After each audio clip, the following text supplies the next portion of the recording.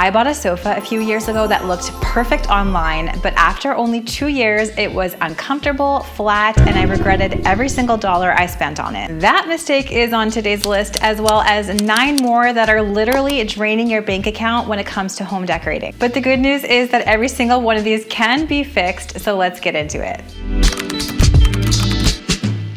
Mistake number 1, and this is the one that I feel the most strongly about. Following every single home decorating trend before checking to see if it actually fits with you. Chasing a trend like the boho trend back a few years ago or the chevron trend back in the 2010s can literally cost you thousands of dollars if you decide that you don't like it after all. And here's the thing, I still own a lot of those boho styled pieces that I grabbed in the 2020s when it was huge, because I honestly have always loved that style ever since I was in high school. But the chevron fabric trend, I do not have any of those pieces anymore. Ultimately, it was always too bold and too graphic for my personal, more traditional style of home decor. So here is my personal filter, and feel free to use this for yourself too. Before I consider buying anything trendy when it comes to home decor, I ask myself 3 questions. First question, does it match my home's architecture? For example, is your home more of a traditional style home? Is it more of a mid-century modern home? Is it a super ultra mod contemporary home? And does the home decor piece that you're considering really tie into your home's architecture? Question number 2, does it match the patterns and the colors that I already love and that I've loved for years? And finally, number 3, is this a style that I have loved since before it was trending? For example, I've loved the boho home decor style, that 70s style, since I was in high school. If a trend passes that test, then yes, consider buying that trendy home decor item that you're looking at. If it doesn't pass all 3 of these filters, you're probably going to be paying for something that you're going to be donating in 2 to 3 years. Now, this next one is one I see all the time with my Hearthwood interior design clients. Sofas, bed frames, mattresses, dining tables, you use these items every single day, multiple times a day. If you cheap out here, you're going to be having to replace these so quickly, and they're gonna be a ton of money every single time. I learned this the hard way. I bought a cloud sofa dupe from Structube. Remember when those fluffy cloud-like sofas were in style a few years ago?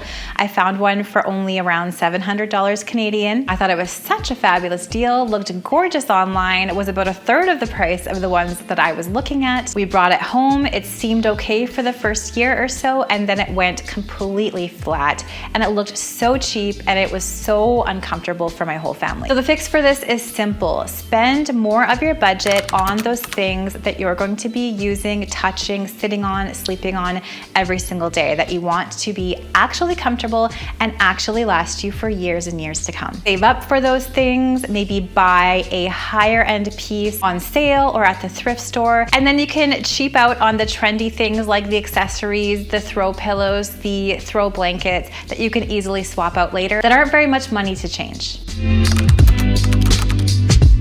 This next one cost me hundreds of dollars. When we first moved into the house that my husband built, I painted my daughter's room a bright, almost neon purple color. It looked great on the paint chip. It looked more of a deep, moody purple that I thought would be kind of calming in her room. But once it was actually up and on the wall in her room, which had some really bright south exposure light, it looked like a circus. Eventually, we ended up repainting this room a very soft, calming ballet pink, which my daughter still loves to this day. Just remember that a tiny paint chip in the paint store is not going to give you the actual color idea of the paint.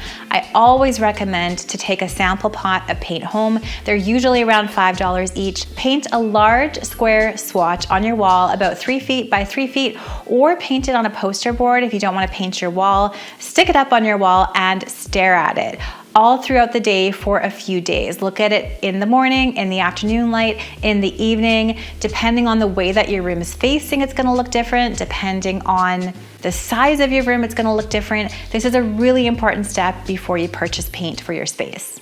That way you're not purchasing a whole gallon or 2, painting it, realizing it's wrong, and then having to purchase more paint and redo the whole thing.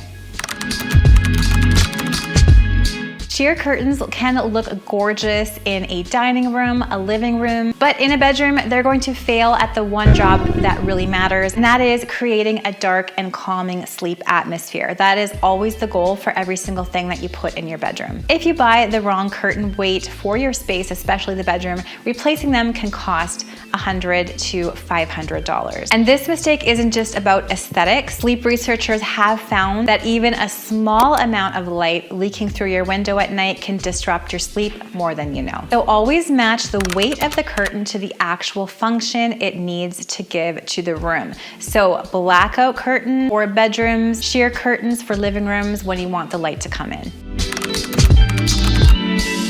This is the mistake that makes your room look disjointed no matter how much gorgeous furniture you have in it. And fixing it later can cost you up to $1,000. Ask me how I know. And that's when you choose the wrong size of area rug for your space. The rule here is simple. Always make sure that all of the front legs of your furniture can fit on your area rug. Even better if all of the legs of your furniture can fit on your area rug. If the size of rug you can afford right now is too small for your space, I would simply recommend to wait until you can actually afford that larger area rug. You're gonna just waste your money if you buy one that's too small, and you're gonna have to replace it anyway. Fabric or surface that stains easily means that you might have to replace that whole piece if you can't clean it. For something like a sofa, that can be thousands of dollars down the drain. Before you purchase something for a high-use space, think of how it's actually going to perform in that room. If you have kids or pets, maybe consider something like a washable slipcover for your sofas. My sofas right now are from IKEA, so they're actually not super expensive, but I bought a couple different slipcovers that I can change, and they're really easy to wash, and I really love how this has functioned in our space so far. You can also choose performance fabrics that are nice and easy to wipe down. Lots of performance chenilles on furniture is great for this. Also washable area rugs, you know that I love those and I have a lot. They're so fantastic for high-use spaces as well. A matching furniture set can sometimes cost more than sourcing all the different pieces separately. And when you have a matching furniture set, so for example, the matching coffee table, side tables, hutch, everything all the same in your living room, it tends to look like a showroom. And we want to create a space that feels comfortable and that actually looks like it has people living in it. So the fix for this is pick one or two pieces that you genuinely love to start anchoring your space. Then you can mix in other pieces that complement each other to create this really nice, warm, lived-in mix and match look. Now, this is a mistake that results in loss of time because you have to return it or maybe trying to resell it on Facebook Marketplace. It's furniture that does not fit through your doorway. Or maybe it's a sectional that is too gigantic for the space and completely swallows the room. Make sure to know the measurements of your room before you go and buy anything. Make sure to know the measurements of the space that you're going to put your piece like your sofa in. Make sure to know the measurements of the walkway that you want between, say, your wall and the piece of furniture. I like to have at least 2.5 feet. Also make sure to measure the width of your doors and your hallways and ensure that you can actually bring that piece of furniture in.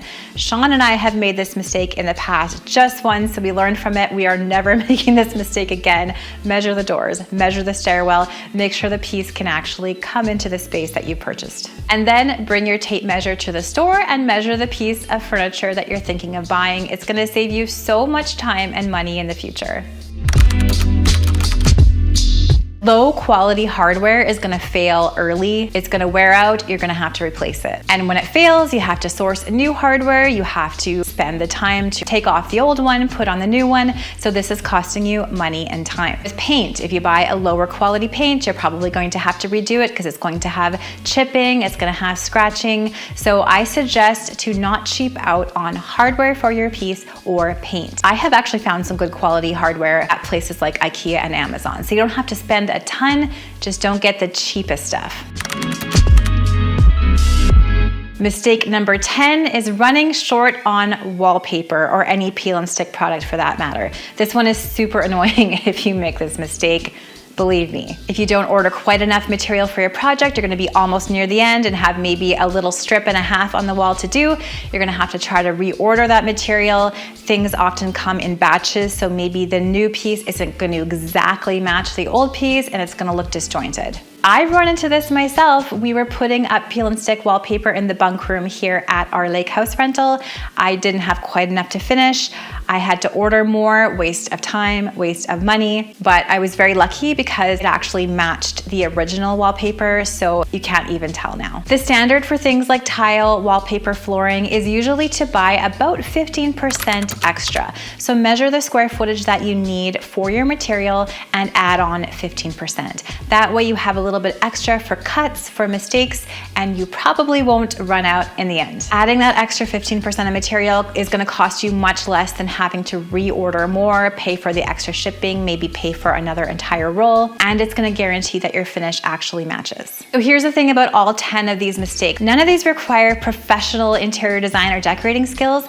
They're just simple checks to ask yourself before you purchase something so you don't waste your money. And I don't think trends are the enemy here. I think a lot of trends are super fun to try, especially if you run them through my 3 filters. You love them, they match your house. The color and pattern really works with your aesthetic. The enemy here is buying without thinking and buying without a filter. So the next time you are going to purchase a home decor element for your home, take a breath, take a minute, and run it through these quick checks first. I promise you it's going to save you a ton of money and time in the future. Now, if you want to see some subscribers' rooms that I've redesigned, click right here to watch that video next. I share a lot of really simple decor and design tricks that you might be able to use for your own space. I'll see you in that video.